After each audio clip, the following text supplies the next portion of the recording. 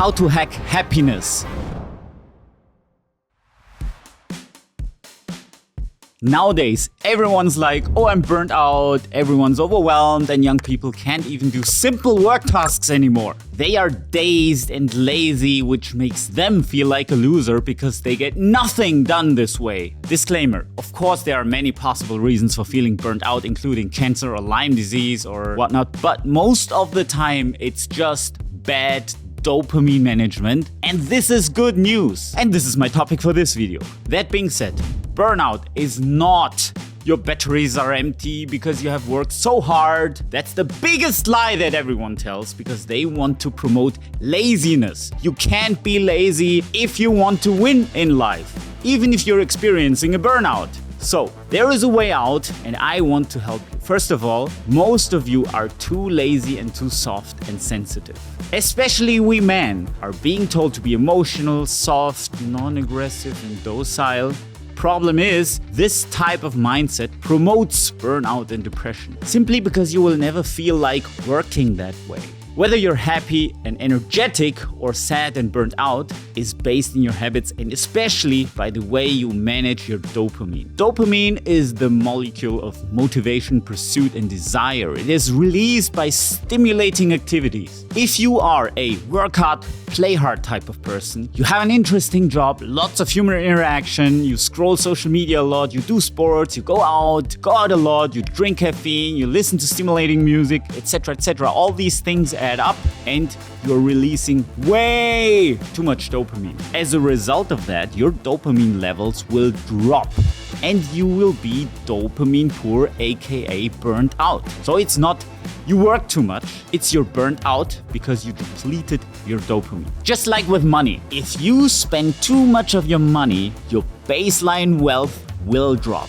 When your dopamine baseline has dropped, you will feel burnt out, demotivated, and even depressed. I can't emphasize this enough. We should guard our dopamine spikes carefully. Chapter 1. The Dopamine Dilemma. But let's first take an even closer look at dopamine. This molecule, often dubbed as the motivation hormone, is essentially our life force, capable of wiping away fatigue with a mere spark of excitement or interest. Think about it. Have you ever noticed how much you perk up when you see someone attractive?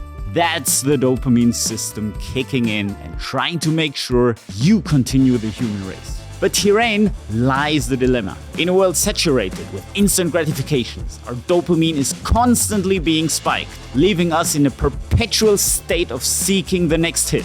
This is the paradox of dopamine. The very thing that energizes us can also become our chains. Earning our dopamine rather than getting it for free all the time is the secret to unlocking your productivity, happiness, and well-being. Chapter 2. Earning my dopamine. In a world that constantly bombards us with stimuli, from the pings of social media to binge-worthy TV shows, earning dopamine kind of becomes an act of rebellion, if you will. Because the system, the matrix, wants us to be flooded with dopamine all the fucking time. We need to break out of this. And the formula is relatively simple. You have to become aware of what actually releases dopamine and just don't put too many stimuli on top of each other. For example, don't drink caffeine, work out, scroll social media, watch sexy people, and have tasty food right after the workout or during. All those things release dopamine, and this combination is simply way too much. And especially you have to avoid stimuli that release dopamine without doing any work, like snacking, tasty sodas.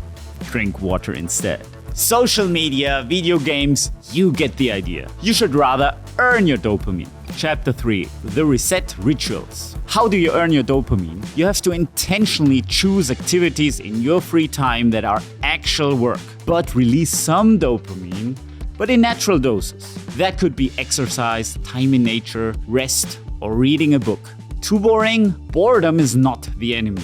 It's your friend in your fight against the burnout. Get used to living your life less stimulated, and all of a sudden, work and everything else in life will feel a lot more exciting, energizing, and fulfilling. You could even go further and actually reset your whole dopamine system. Why not set aside 1 week to recharge? Turn off your phone and every screen in your house, or better yet, go away somewhere in nature. Let your brain rest and you will find boring tasks much more enjoyable and fulfilling again. If you can't do a full week, which I really recommend, you can start smaller. At least avoid using your phone or any high dopamine activities for just one day. One day, especially before work.